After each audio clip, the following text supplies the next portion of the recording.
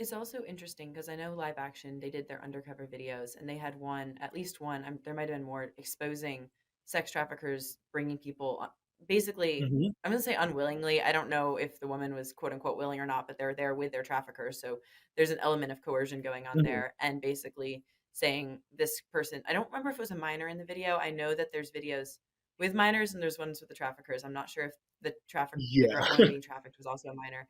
But anyway, they took them to Planned Parenthood, and it was very clear in the undercover video, it was very clear that this girl was being Hmm. trafficked, and Planned Parenthood covered it up. Was like, "Oh, you can get her back on the streets. Like, just don't Right. do anything." I think from like the waist down or something. They had very graphic language of giving the pimp the what's the word, tips for getting the girls back on the street as soon Hmm. as possible. And obviously in this scenario it was all undercover, so nobody was actually being trafficked in the video Right. itself, but they were going in there as if they were, and Planned Parenthood totally covered it up.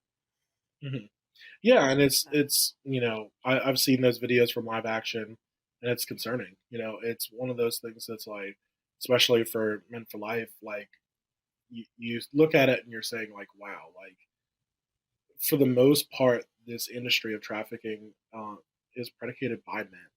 So I mean, there are definitely women traffickers out there. Like, this isn't a sole exclusivity, but it's an industry that is predicated majoritively by men.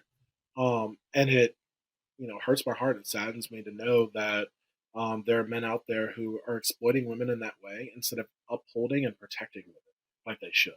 And that's, I would say, the connection back to our organization, at least, is that's why mhm. we take such a strong stance against abortion, and why we take such a strong stance against pornography, and all of the things that we take stances on is because, like, wow, like I couldn't imagine being in that situation and saying like, this is something that's good, like that I'm helping out the world by killing and destroying children, and by forcing women to be in sex trafficking and all that kind of stuff. And it's like, a lot of these women, like, there are a lot of cases where women are not desiring to be in this situation. Obviously they don't, not only don't want to be there, but like they're vocally and actively trying to get out. But they're like, all the organizations that should be helping them, um, like, let's say, a Planned Parenthood, or some organization that should be recognizing, hey, this woman might be trafficked, and do nothing to save them. Oh, Um, like a women's health organization or yeah, something all like these that. different Yeah. organizations that should be helping them, they clearly look the other way. But then there's also a lot of women who are being trafficked that, um, and I'm blanking on the term. It's Stockholm, Stockholm syndrome. There's a lot Yes. of women who, like, they've latched on to their perpetrators, um, because of psychological damage, right? It's not because they're not coerced into it, and it's not because they actually want to be there, but rather that they have been broken down, and their psyche has been like completely destroyed, and been able to, it's like wiping the memory from your computer and re-uploading what you want onto it, right?